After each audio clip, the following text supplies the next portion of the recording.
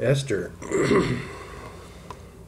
This is what happened during the time of Xerxes, the Xerxes who ruled over 127 provinces stretching out from India to Kush. At that time, King Xerxes reigned from his royal throne in the citadel of Susa, and in the third year of his reign he gave a banquet for all his nobles and officials. The military leaders of Persia and Media, the princes, and the nobles of the provinces were present. For a full 180 days he displayed the vast wealth of his kingdom and the splendor and glory of his majesty. When these days were over, the king gave a banquet lasting 7 days in the enclosed garden of the king's palace, for all the people from the least to the greatest who were in the citadel of Susa. The garden had hangings of white and blue linen fastened with cords of white linen and purple material to silver rings on the marble pillars. There were couches of gold and silver on a mosaic pavement of porphyry marble, mother of pearl, and other costly stones. Wine was served in goblets of gold, each one different from the other, and the royal wine was abundant in keeping with the king's liberality. By the king's command, each guest was allowed to drink in his own way, for the king instructed all the wine stewards to serve each man what he wished. Queen Vashti also gave a banquet for the women in the royal palace of King Xerxes.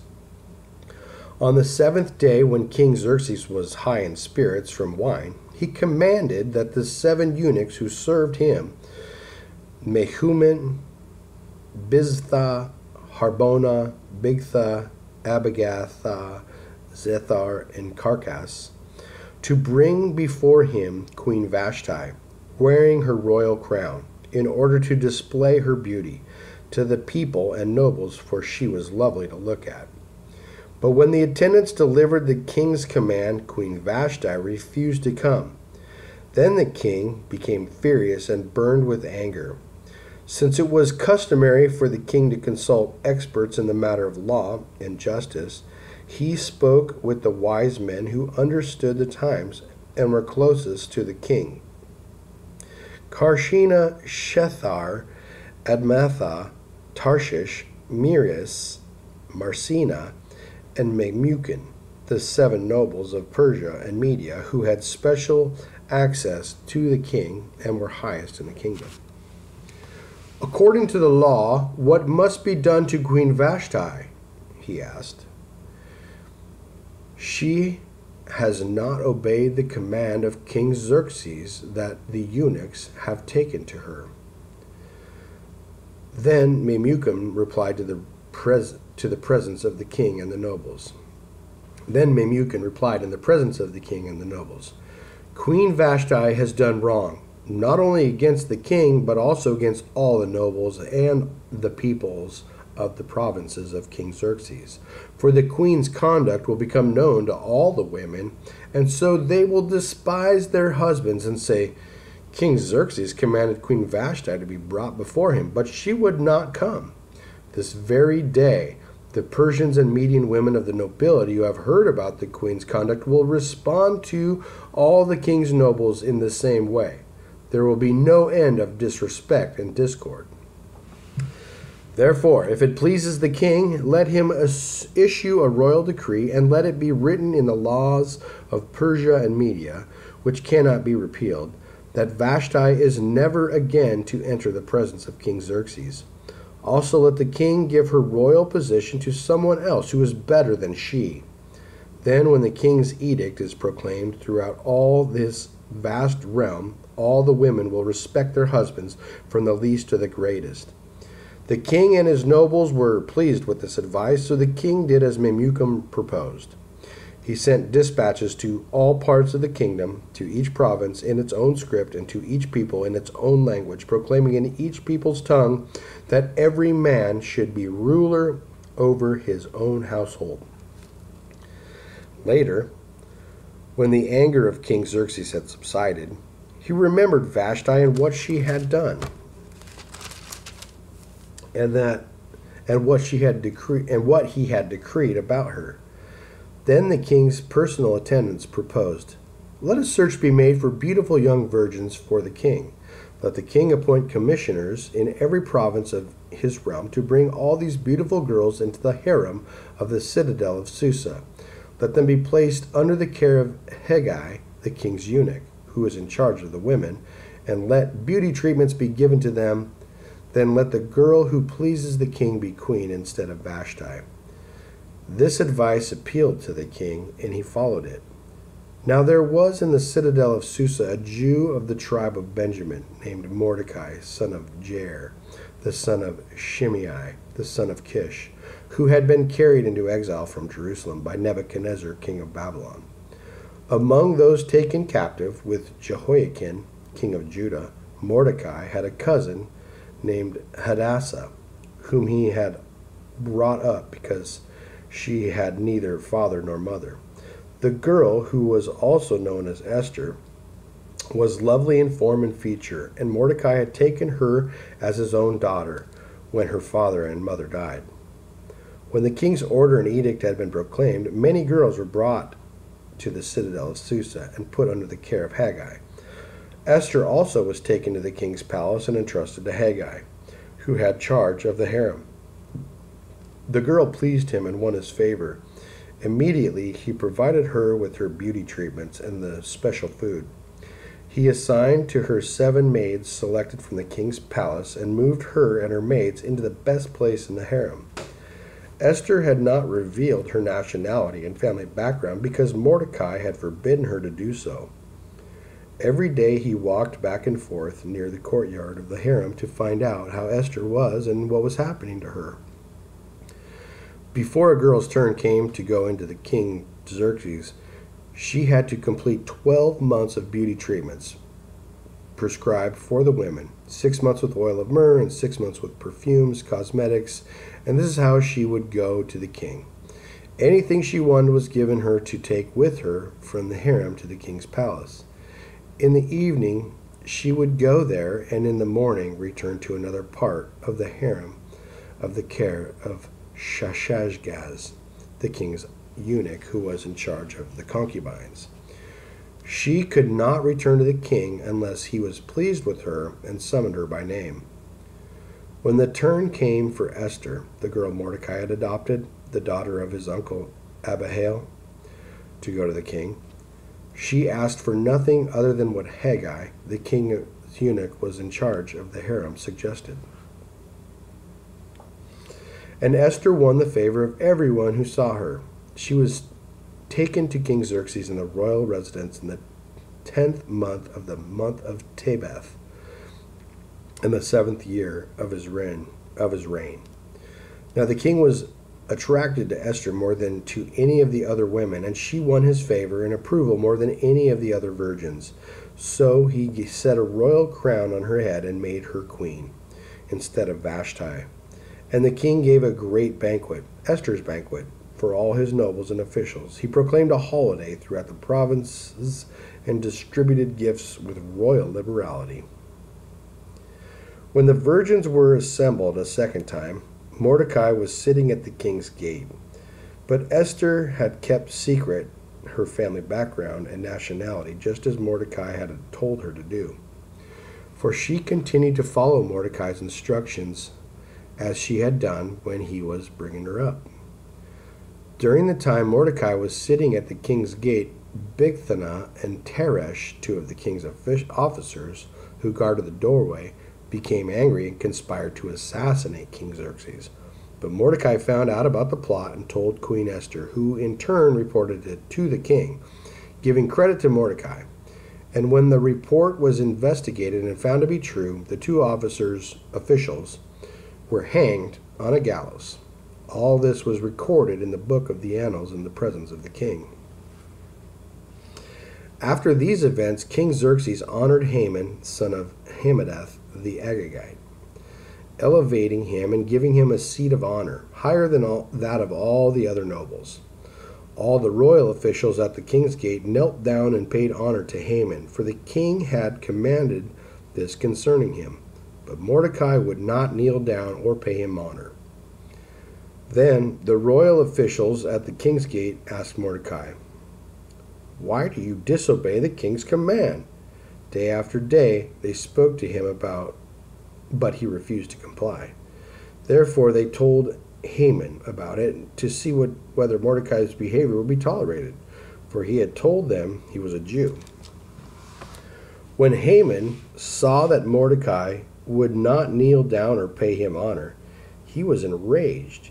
Yet having learned who Mordecai's people were, he scorned the idea of killing only Mordecai. Instead, Haman looked for a way to destroy all Mordecai's people, the Jews, throughout the whole kingdom of Xerxes. In the 12th year of King Xerxes, in the first month, the month of Nisan, they cast the pur, that is, the lot, in the presence of Haman to select a day and month, and the lot fell on the 12th month, the month of Adar. Then Haman said to King Xerxes, "There is a certain people dispersed and scattered among the peoples in all the provinces of your kingdom, whose customs are different from those of all other people, and who do not obey the king's laws. It is not in the king's best interest to tolerate them. If it pleases the king, let a decree be issued to destroy them, and I will put 10,000 talents of silver into the royal treasury for the men who carry out this business." So the king took his signet ring from his finger and gave it to Haman, son of Hammedatha,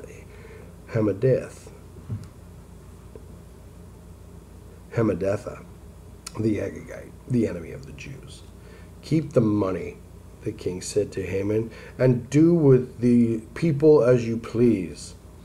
Then on the 13th day of the first month the royal secretaries were summoned. They wrote out into the script of each province, in the language of each people, all Haman's orders to the king's satraps, the governors, the various provinces, and the nobles of the various peoples. These are written in the name of King Xerxes himself and sealed with his own ring. Dispatches were sent by couriers to all the king's provinces in the order to destroy, kill, and annihilate all the Jews, young and old, women and little children, on a single day, the 13th day of the 12th month of Adar, and to plunder their goods. A copy of the text of this edict was to be issued as law in every province and made known to the people of every nationality, so that they would be ready for that day. Spurred on by the king's command, the couriers went out, and the edict was issued in the citadel of Susa. The king and Haman sat down to drink, but the city of Susa was bewildered. When Mordecai learned of all that had been done, he tore his clothes, put on sackcloth and ashes, and went out into the city, wailing loudly and bitterly. But he went only as far as the king's gate, because no one clothed in sackcloth was allowed to enter it. In every province to which the edict and order of the king came, there was great mourning among the Jews, with fasting and weeping and wailing. Many lay in sackcloth and ashes. When Esther's maids and eunuchs came and told her about Mordecai, she was in great distress. She sent clothes for him to put on instead of his sackcloth, but he would not accept them. Then Esther summoned Hathach, one of the king's eunuchs assigned to attend her, and ordered him to find out what was troubling Mordecai and why. So Hathach went out to Mordecai in the open square of the city in front of the king's gate. Mordecai told him everything that had happened to him, including the exact amount of money Haman had promised to pay into the royal treasury for the destruction of the Jews. He also gave him a copy of the text of the edict for their annihilation, which had been published in Susa, to show to Esther and to explain it to her. And he told him to urge her to go into the king's presence to beg for mercy and plead with him for her people. Hathach went back and reported to Esther what Mordecai had said. Then she instructed him to say to Mordecai, "All the king's officials and all the people of the royal provinces know that for any man or woman who approaches the king in the inner court without being summoned, the king has but one law, that he be put to death. The only exception to this is for the king to extend the gold scepter to him and spare his life. But 30 days have passed since I was called to go to the king." When Esther's words were reported to Mordecai, he sent back this answer: "Do not think that because you are in the king's house, you alone of all the Jews will escape. For if you remain silent at this time, relief and deliverance for Jews will arise from another place. But you and your father's family will perish. And who knows but that you have come to royal position for such a time as this?" Then Esther sent this reply to Mordecai: "Go, gather together all the Jews who are in Susa and fast for me. Do not eat or drink for 3 days, night or nights. For 3 days, night or day. And I and my maid servants will fast as you do. When this is done, I will go to the king, even though it is against the law. And if I perish, I perish." So Mordecai went away and carried out all of Esther's instructions. On the 3rd day, Esther put on her royal robes and stood in the inner court of the palace in front of the king's hall. The king was sitting on his royal throne in the hall, facing the entrance. When he saw Queen Esther standing in the court, he was pleased with her and held out to her the gold scepter that was in his hand. So Esther approached and touched the tip of the scepter. Then the king asked, "What is it, Queen Esther? What is your request? Even up to half the kingdom it will be given you." "If it pleases the king," replies Esther, "let the king, together with Haman, come today to a banquet I have prepared for him." "Bring Haman at once," the king said, "so that we may do what Esther asks." So the king and Haman went to the banquet Esther had prepared.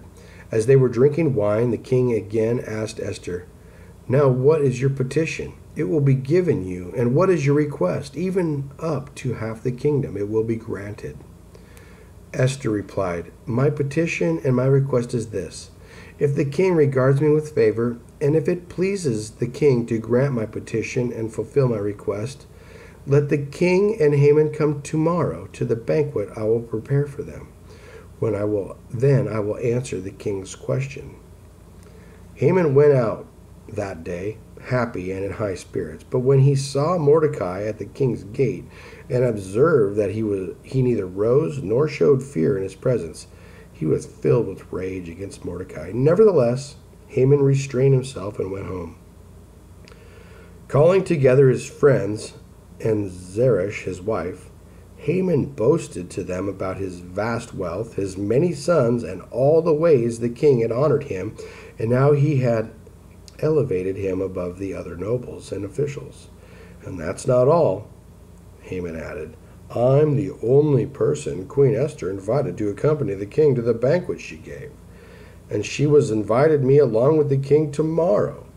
But all this gives me no satisfaction as long as I see that Jew Mordecai sitting at the king's gate." His wife Zeresh and all his friends said to him, "Have a gallows built 70 feet high and ask that the king in the morning to have Mordecai hanged on it. Then go with the king to the dinner and be happy." This suggestion delighted Haman, and he had the gallows built. That night the king could not sleep, so he ordered the book of the Chronicles, the record of his reign, to be brought in and read to him.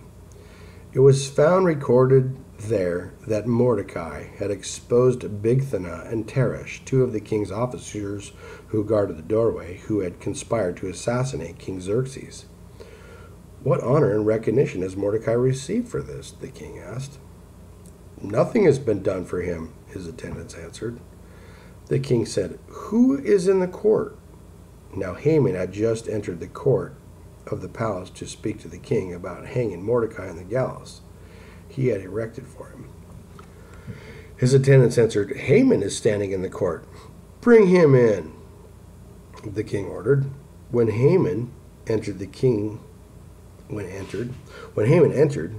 asked him, "What should be done for the man the king delights to honor?" Now Haman thought to himself, "Who is there that the king would rather honor than me?"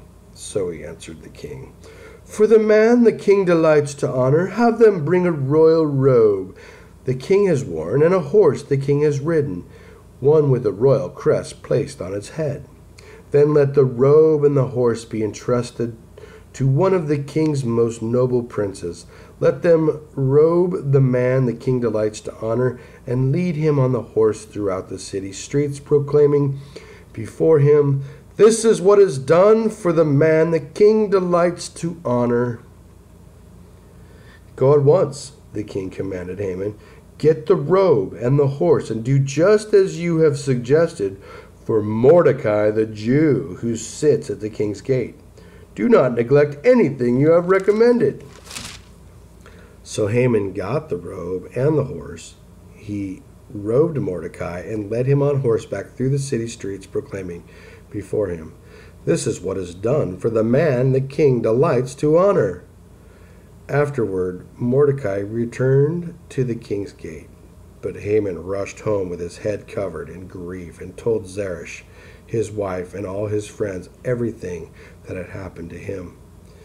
His advisers and his wife Zeresh said to him, "Since Mordecai, before whom your downfall has started, is of Jewish origin, you cannot stand against him.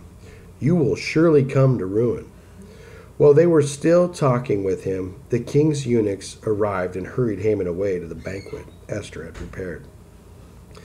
So the king and Haman went to dine with Queen Esther, and as they were drinking wine on that second day, the king again asked, "Queen Esther, what is your petition? It will be given you. What is your request? Even up to half the kingdom it will be granted."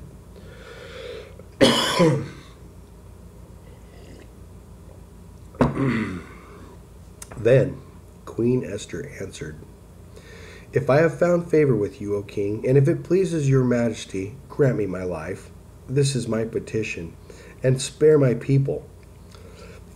This is my request, for I and my people have been sold for destruction and slaughter and annihilation.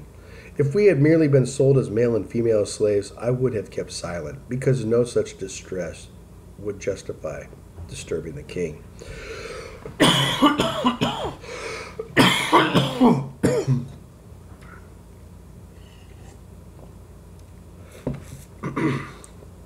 King Xerxes asked Queen Esther, "Who is he? Where is the man who has dared to do such a thing?" Esther said, "The adversary and enemy is this vile Haman." Then Haman was terrified before the king and queen. The king got up in a rage, left his wine, and went out into the palace garden. But Haman realized that the king had already decided his fate, stayed behind to beg Queen Esther for his life. Just as the king returned from the palace garden to the banquet hall, Haman was falling on the couch where Esther was reclining. The king exclaimed, Will he even molest the queen while she is with me in the house?" As soon as the word left the king's mouth, they covered Haman's face. Then Harbona, one of the eunuchs, attended the king, said, "A gallows 75 feet high stands by Haman's house. He had it made for Mordecai, who sat up to help the king." The king said, "Hang him on it." So they hanged Haman on the gallows he had prepared for Mordecai. Then the king's fury subsided. That same day King Xerxes gave Queen Esther the estate of Haman, the enemy of the Jews, and Mordecai came into the presence of the king.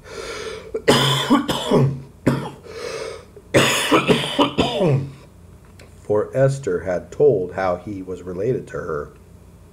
The king took off the signet ring, which he had reclaimed from Haman, and presented it to Mordecai, and Esther appointed him over Haman's estate.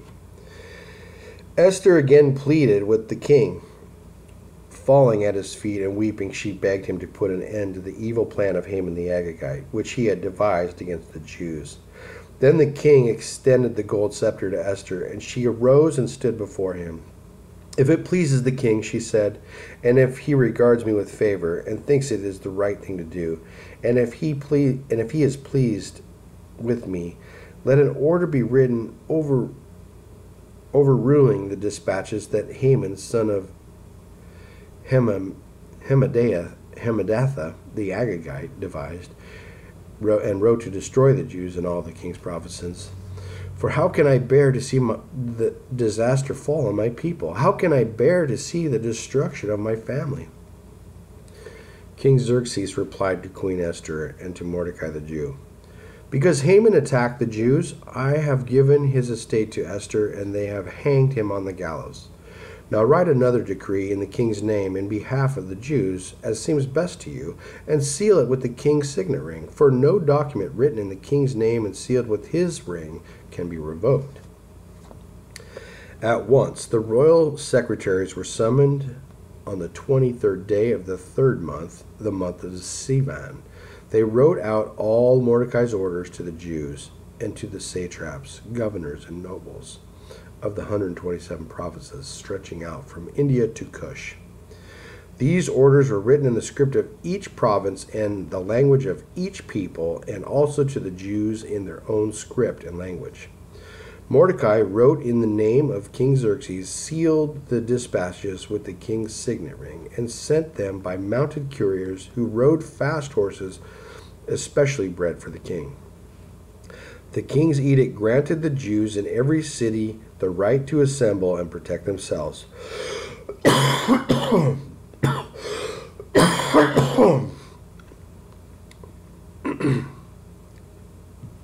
The king's edict granted the Jews in every city the right to assemble and protect themselves, to destroy, kill, and annihilate any armed force of any nationality or province that might attack them and their women and children, and to plunder the property of their enemies.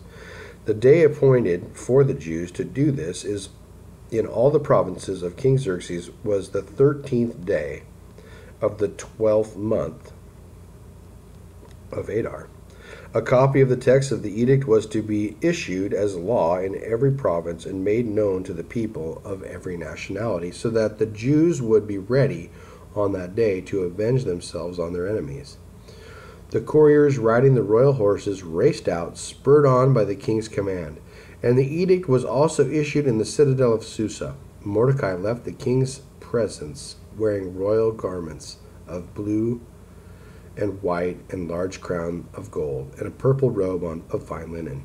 And the city of Susa held a joyous celebration. For the Jews it was a time of happiness and joy, gladness and honor. In every province and in every city, wherever the edict of the king went, there was joy and gladness among the Jews, with feasting and celebrating. And many people of other nationalities became Jews because of fear of the Jews had seized them. On the 13th day of the 12th month, the month of Adar, the edict commanded by the king was to be carried out. On this day the enemies of the Jews had hoped to overpower them, but now the tables were turned, and the Jews got the upper hand over those who hated them.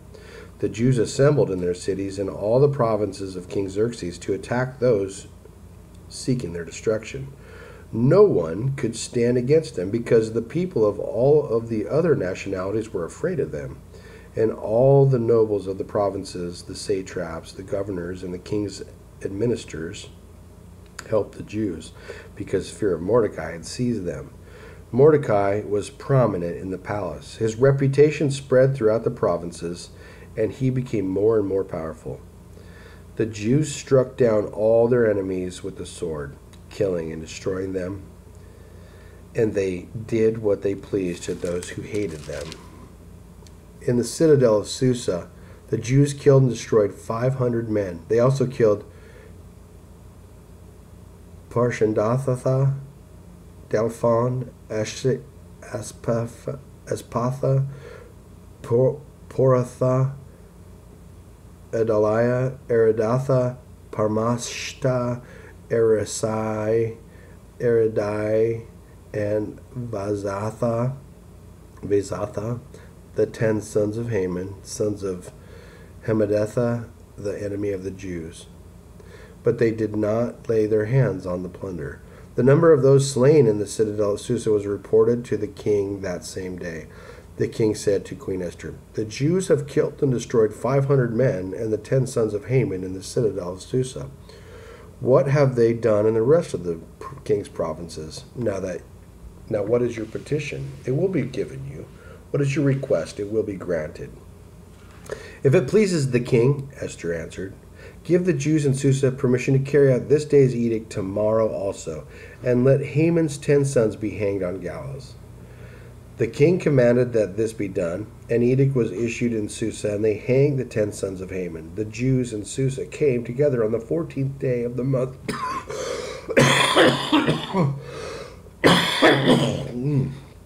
of the month. So the king commanded this be done. An edict was issued in Susa, and they hanged the 10 sons of Haman.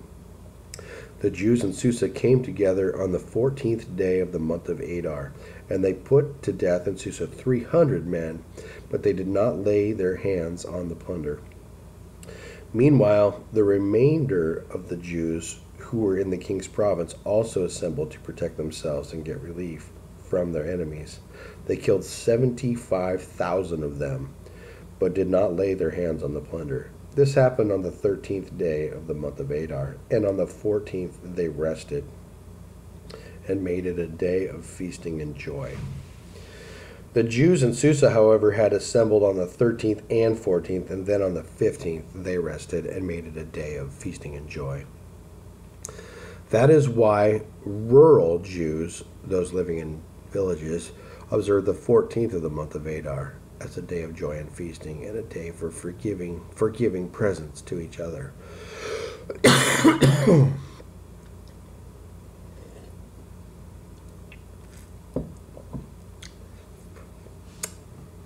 Mordecai recorded these events, and he sent letters to all the Jews throughout the provinces of King Xerxes, near and far, to have them celebrate annually the 14th and 15th days of the month of Adar, as the time when the Jews got relief from their enemies, and as the month when their sorrows had turned into joy and their mourning into a day of celebration. He wrote them to observe the days as days of feasting and joy, giving presents of food to one another and gifts to the poor.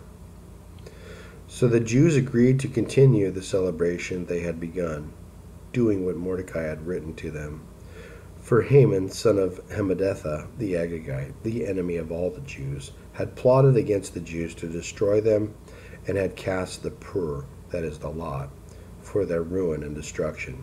But when the plot came to the king's attention, he issued written orders that the evil scheme Haman had devised against the Jews should come back onto his own head, and that he and his sons should be hanged on the gallows. Therefore these days were called Purim, from the word pur, because of everything written in this letter, and because of what they had seen and what had happened to them. The Jews took it upon themselves to establish the custom that they and their descendants and all who join them should without fail observe these 2 days, every year in the way prescribed and at the time appointed. These days should be remembered and observed in every generation, by every family, and in every province, and in every city. And these days of Purim should never cease to be celebrated by the Jews, nor should the memory of them die out among their descendants. So Queen Esther, daughter of Abihail, along with Mordecai the Jew, wrote with full authority to confirm this second letter concerning Purim.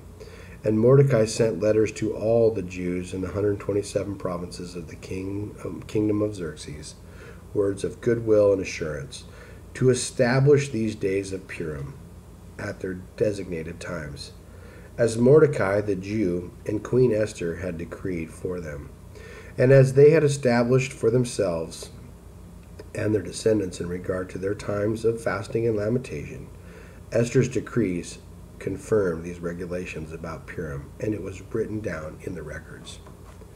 King Xerxes imposed tribute throughout the empire to its distant shores, and all his acts of power and might, together with a full account of the greatness of Mordecai, to which the king had raised him, are they not written in the book of the annals of the kings of the Media and Persia?